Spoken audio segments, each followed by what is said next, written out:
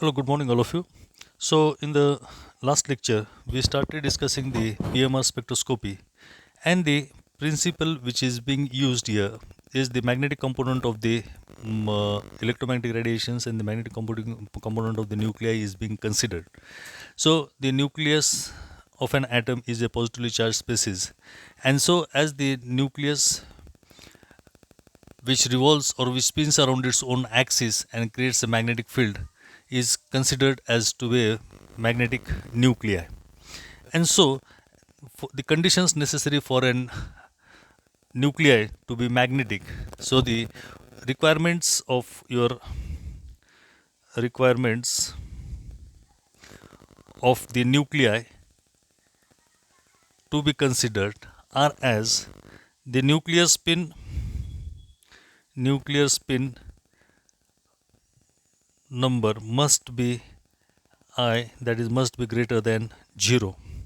Second thing, nuclei should be nuclei spherical should be spherical and even charge distribution must be seen. Even charge distribution must be seen.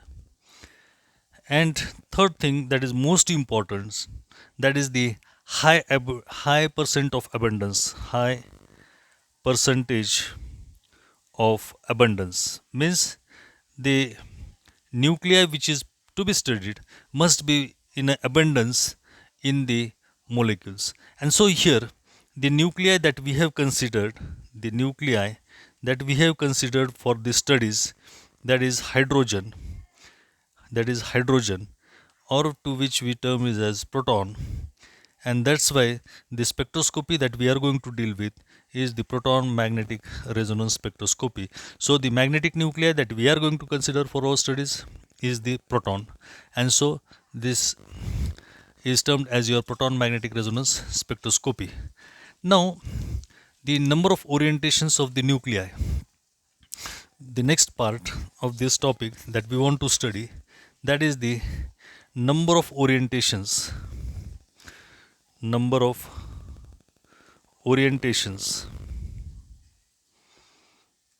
for nucleus. So here every spinning nucleus produces a magnetic spinning nucleus produces magnetic field which is coincident with the coinciding with the axis of the spinning, and so this behaves as a magnetic nuclei, and so it is having some magnetic nuclei. And so the example or the nuclei which we are going to consider, that is your hydrogen nuclei is being considered. Hydrogen nuclei is the only one which produces a tiny magnetic field. Hydrogen nuclei produces the tiny magnetic field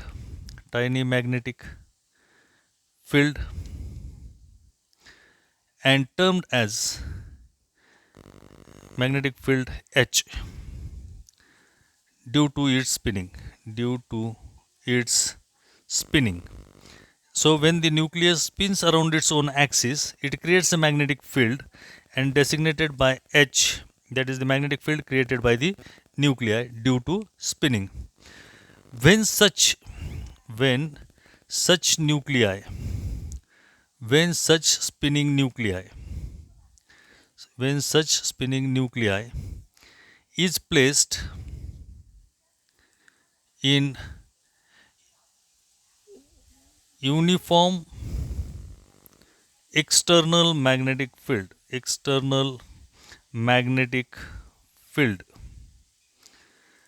So when it is kept in an external magnetic field termed as H0, so its magnetic moment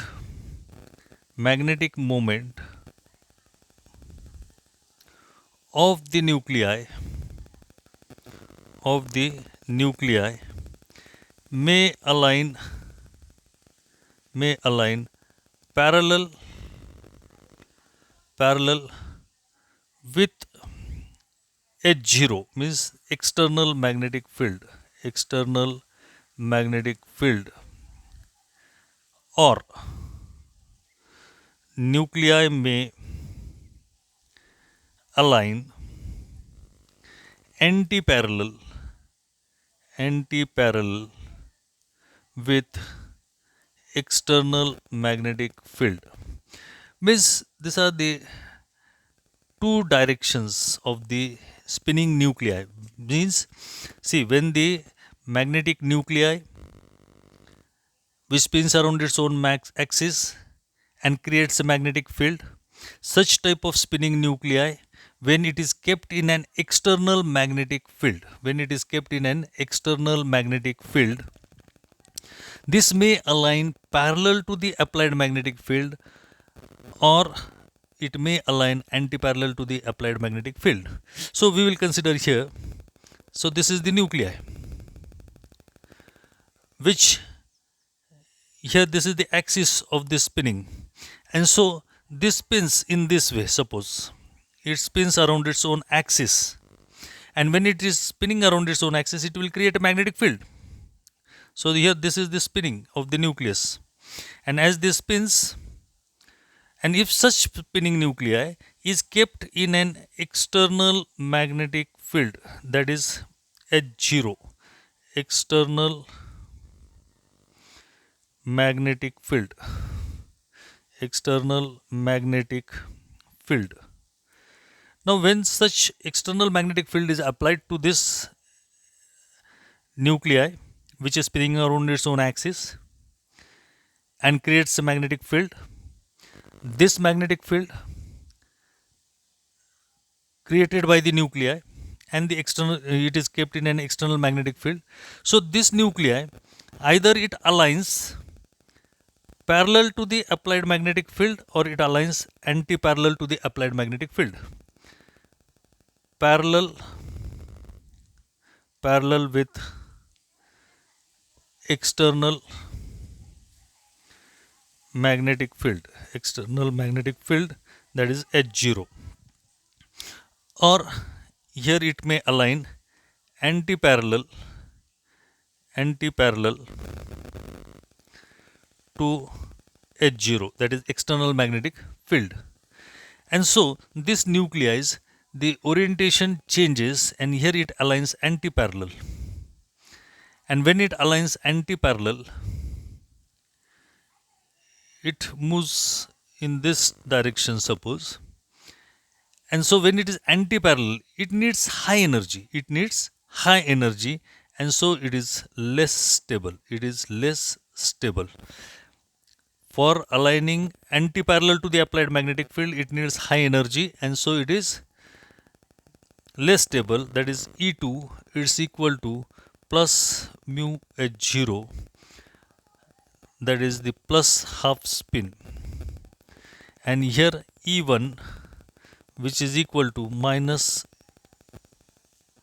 mu H0 which is minus 1/2, and here it aligns parallel to the nuclei aligns parallel to the applied magnetic field, and in this way we will get. So this is the one type of spinning orientation, and this is the another type of orientation. This orientation is more stable, needs less energy to align parallel to the applied magnetic field, but this orientation needs more energy to align. So the number of orientations the number of orientations the number of orientations the number of orientations of spin set of any nuclei is given by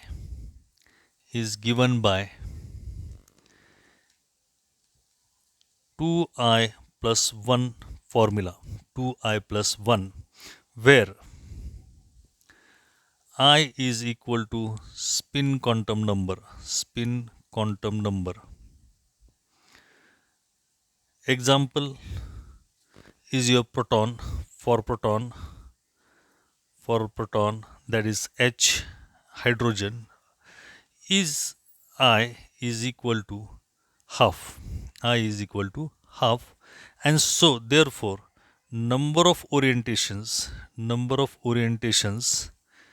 for H11 is equal to 2I plus 1, which is equal to 2 into half plus 1 is equal to 2.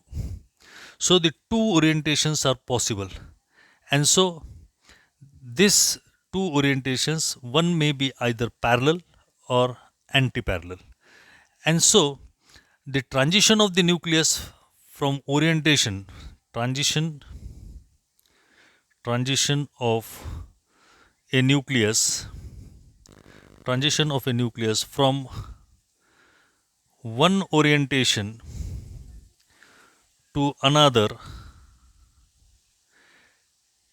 is achieved by absorption of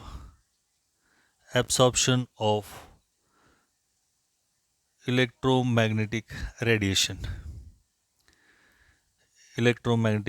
By absorption of electromagnetic radiation, and the energy required for flipping depends upon the magnetic field, and so flipping depends upon strength of magnetic field,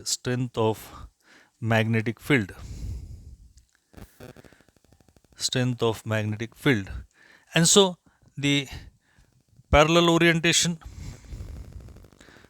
orientation needs lower energy, and anti-parallel needs high energy, and so in this way this orientation is taking place. Then the next part that we want to consider, that is the precisional motion.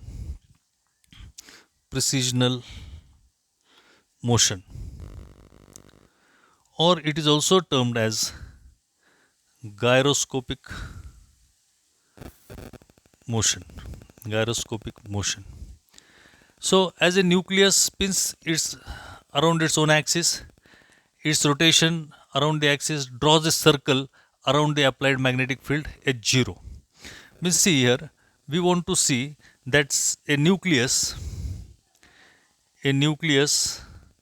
is kept in an external magnetic field. H0, external magnetic field H0, and this nucleus, it either shows it aligns or when it spins. So here the different axis, that is x axis, y axis, and the z axis. So here this nucleus, this spins around its own axis, and when it spins around its own axis, so this is your rotation which is taking place. So this is the H magnetic field created by the nuclei. This is the external magnetic field, and when this nuclei revolves around its own axis, it draws a circle around it, and so this, due to the precision, circle means when it is moving, it is called as precision. The spinning of the nucleus is called as precision, and when this precise, it rotates around its own axis, so it draws a orbit around itself. And so this orbit is having some angle, and so this angle of rotation, it is termed as your angle of rotation. It depends upon the magnetic field created by the nuclei.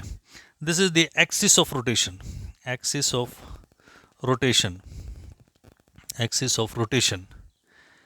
And here we can say a weak secondary magnetic field is formed. Weak secondary magnetic field is created by the nucleus, and this revolving around the axis of the nucleus, this axis here, it creates an orbit, and so this is called as your precisional orbit, or orbit of precision, orbit of precision, orbit of precision. And so that is the, when it is precising, it creates a torque, it creates a torque, and this torque acting on towards external magnetic field. And so here it is the precision motion. This depends upon the magnetic field created by the nuclei. And so in this way, here when we are, the nucleus is revolving around its own axis, it creates a magnetic field, it creates a precisional orbit. And so this tendency of creating the precision orbit depends upon the strength of the nuclei, magnetic nuclei. And at this time, the radiation energy, the radiation of energy, radiation frequency is kept constant. Radiation frequency is kept constant, and the strength of magnetic field. See, this is the important part. The strength of magnetic field. The strength of magnetic field applied is varied.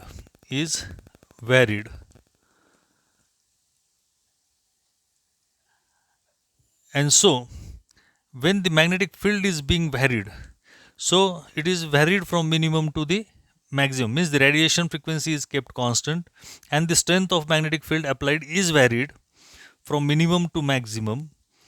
The magnetic field created by the nuclei and the applied magnetic field, when it coincides, absorption takes place.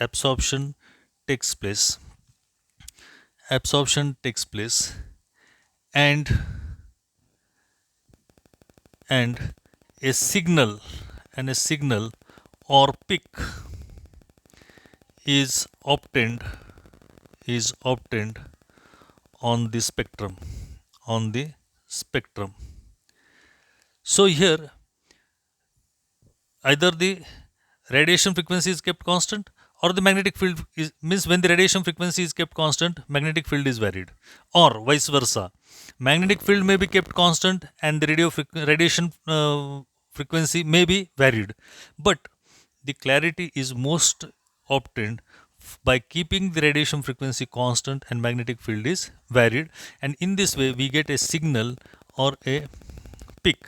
Means what happens when you apply the external magnetic field, it's varied from minimum to maximum. The magnetic field created by the nuclei and the applied magnetic field, at the frequency it becomes equal, you get a excitation, or we get a resonance. And a signal is obtained, means by absorption, the absorption takes place and we get a signal on the spectrum.